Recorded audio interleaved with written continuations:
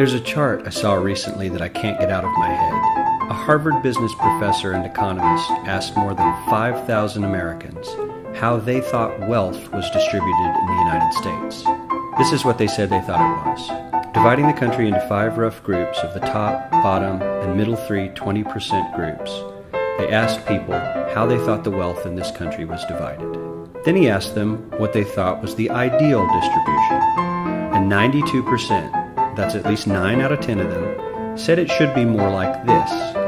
In other words, more equitable than they think it is. Now that fact is telling, admittedly, the notion that most Americans know that the system is already skewed unfairly.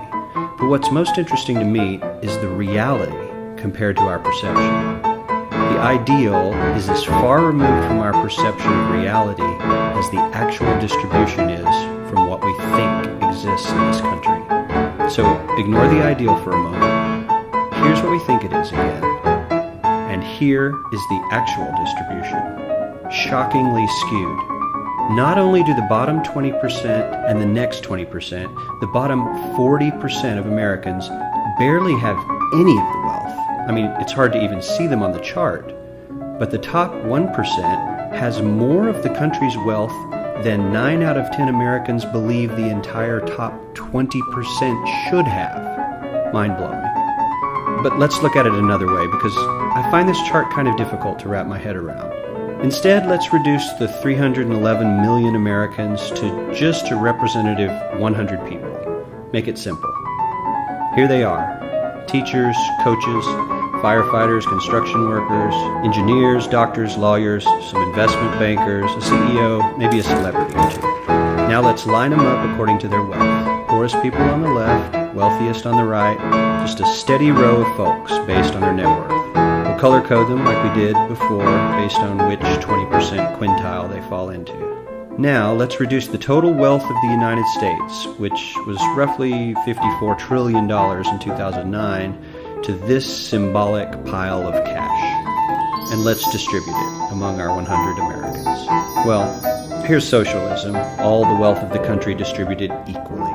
We all know that won't work. We need to encourage people to work and work hard to achieve that good old American dream and keep our country moving forward. So, here's that ideal we asked everyone about. Something like this curve. This isn't too bad. We've got some incentive, as the wealthiest folks are now about 10 to 20 times better off than the poorest Americans. But hey, even the poor folks aren't actually poor, since the poverty line has stayed almost entirely off the chart.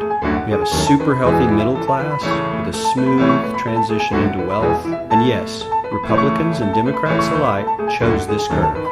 9 out of 10 people, 92%, said this was a nice, ideal distribution of America's wealth.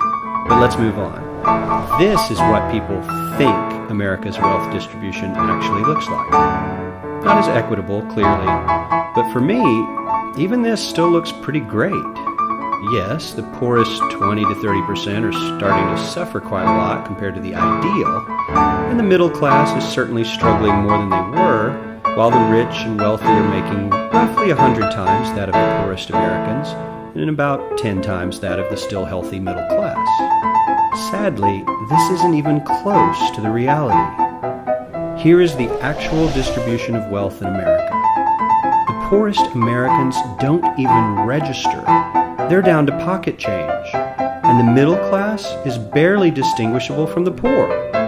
In fact, even the rich between the top 10 and 20 percentile are worse off. Only the top 10% are better off. And how much better off? So much better off that the top 2 to 5% are actually off the chart at this scale. And the top 1%, this guy, well, his stack of money stretches 10 times higher than we can show. Here's his stack of cash, restacked, all by itself. This is the top 1% we've been hearing so much about. So much green in his pockets that I have to give him a whole new column of his own, because he won't fit on my chart. 1% of America has 40% of all the nation's wealth. The bottom 80%, 8 out of every 10 people, or 80 out of these 100, only has 7% between them. And this has only gotten worse in the last 20 to 30 years. While the richest 1% take home almost a quarter of the national income today, in 1976 they took home only 9%, meaning their share of income has nearly tripled in the last 30 years. The top 1% own half the country's stocks, bonds, and mutual funds. The bottom 50% of Americans own only 0.5% of these investments, which means they aren't investing. They're just scraping by. I'm sure many of these wealthy people have worked very hard for their money, but do you really believe that the CEO is working 380 times harder than his average employee?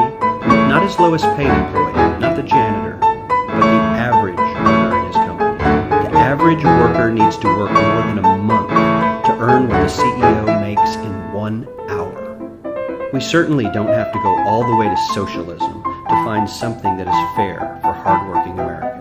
We don't even have to achieve what most of us consider might be ideal. All we need to do is wake up and realize that the reality in this country is not at all what we think it is.